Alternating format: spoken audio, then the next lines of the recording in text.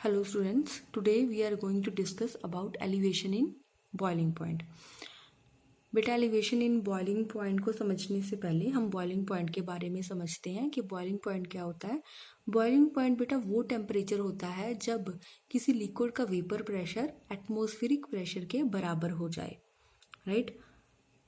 When vapor pressure of a liquid becomes equal to the atmospheric pressure, that temperature known as boiling point of that liquid. अब बेटा ये हम इसे graph की help से समझने की कोशिश करते हैं। वाई एक्सिस पे हमने वेपर प्रेशर बनाना है और एक्स एक्सिस पे बना लेते हैं हम क्या, टेम्परेचर एक्सिस। तो जब हम इस लाइन को देखिए, ठीक है, ये लाइन क्या शो कर रही है, एटमॉस्फेरिक प्रेशर को शो कर रही है, ठीक है।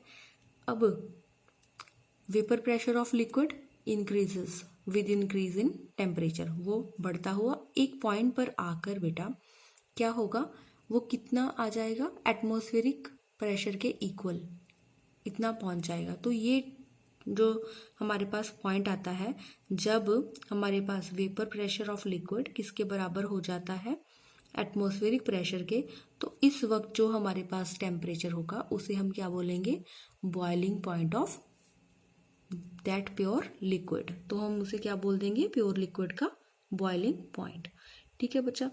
अगर अब हम इस लिक्विड में सोल्यूट ऐड करके एक सॉल्यूशन फॉर्मेशन कर लेते हैं तो बेटा क्या होगा, वेपर प्रेशर कम हो जाएगा, सोल्यूट के मिलाने से वेपर प्रेशर में कमी आ जाएगी, ठीक है।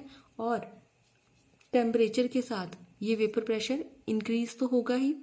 अब हमारे पास ये कर्व जहां जाकर कट होगी, यानी कि वो टेम्परेचर जहां पर वेपर प्रेशर सॉल्यूशन का किसके बराबर आ जाएगा, एटमॉस्फेरिक प्रेशर के बराबर आ जाएगा, वो टेम्परेचर क्या हो जाएगा, boiling point of the solution, right.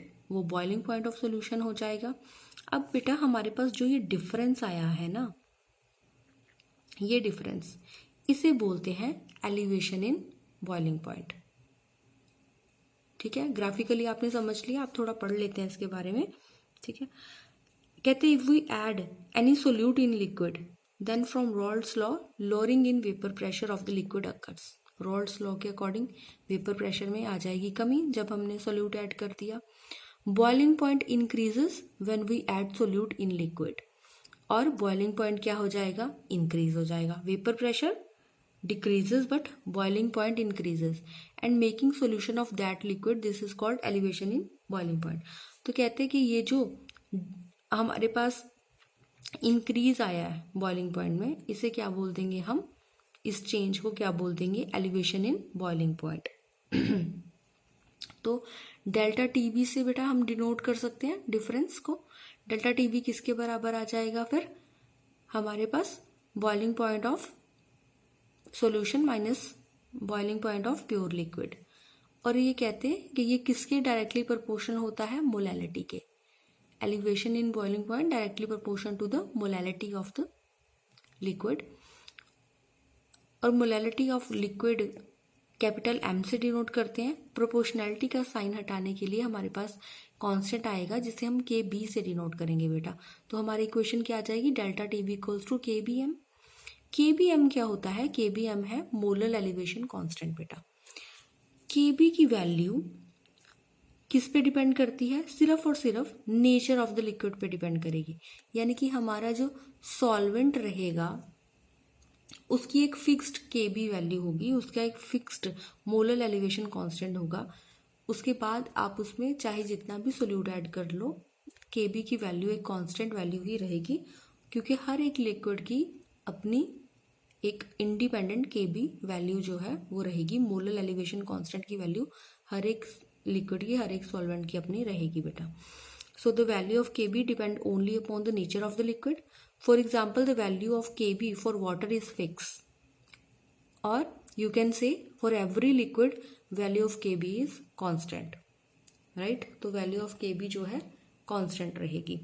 केबी को डिटरमाइन करने के लिए हमारे पास क्या फॉर्मूला है बेटा, R T B nought square upon 1000 into L V. यहाँ पे आर क्या है बेटा, आपका आर है आपका universal gas constant. TB not आपको पता ही है, boiling point of liquid in its pure form. उसके बाद LV क्या है, लेटेंट हीट ऑफ वेपराइजेशन, यानी कि वेपराइजेशन के लिए जो हमें लेटेंट हीट रिक्वायर्ड होगी वो हमारे पास क्या है, LV। तो इससे हम क्या निकाल लेंगे, KB फॉर दैट लिक्विड। उसके बाद इन्होंने एग्जाम्पल दे रखी है कि वाटर के लिए KB क्या होता है, उसकी वैल्यू क्या होती है 0.52 किलोग्राम पर मोल, कैलोरीज किलोग्राम पर मोल। तो हमारे पास ये इसकी KB की वैल्यू वाटर की क्या रहती है 0.52। और उसके बाद हमारे पास जो डेल्टा TB है बेटा, इस इक्वेशन को अब हम और सॉल्व करेंगे। किसके बराबर होता है ये, KB M के। ये M क्या है, मोलैलिटी है। मोलैलिटी को हम और कैसे लिख सकते हैं बेटा, NB अपॉन WA, यानी कि number of moles of solute divided by weight of the solvent, right. क्योंकि हम स्टार्टिंग से ही क्या कर रहे हैं, A डिनोट्स फॉर सॉल्वेंट और B डिनोट्स टू सोल्यूट, यही लेकर चल रहे हैं हम स्टार्टिंग से ही। तो बेटा डेल्टा TB अब किसके बराबर आ जाएगा, KB equals to number of moles को कैसे लिख सकते हैं, weight of solute divided by molar mass of the solute upon WA, यानी कि वेट ऑफ सॉल्वेंट। अब हमारे पास डेल्टा TB कितना आ जाएगा, KB into WB upon WA। ये MB भी हमारा अब कहाँ जाएगा बेटा, डिनोमिनेटर में। ये तो आपको आते ही है ना बेटा करना, MB हो जाएगा WB अपॉन MB इंटू ये WA बाय 1 है ना, तो ये ऊपर जाके 1/WA हो जाएगा। तो आपके पास न्यूमिनेटर में क्या आ जाएगा, WB, और डिनोमिनेटर में WA इंटू MB। तो आपके पास ये फॉर्मूला आ गया, राइट।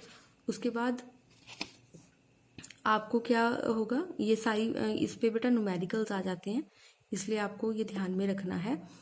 आपको WB गिवन होता है, WA गिवन होता है, KB की वैल्यू भी गिवन होती है, डेल्टा TB भी दिया जाता है। आपसे क्या पूछ लिया जाता है, molar mass of the solute, ये निकालने के लिए कह देते हैं एग्जामिनर्स, ठीक है बेटा। उसके बाद फ्रीजिंग पॉइंट है आपके पास, वो हम नेक्स्ट वीडियो में करेंगे। थैंक यू बेटा।